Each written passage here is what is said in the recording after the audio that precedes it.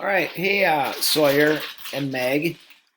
So what you do here, if you want to sort of start to, learn some things, we're working with Arduino microcontrollers. This website, Tinkercad, is useful for learning some stuff. It's also got a simulation where you can build virtual circuits and test them out.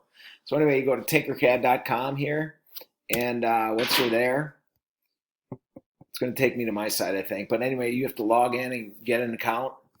And then what you do is you go to Learn and click over here, go to Circuits and Lessons.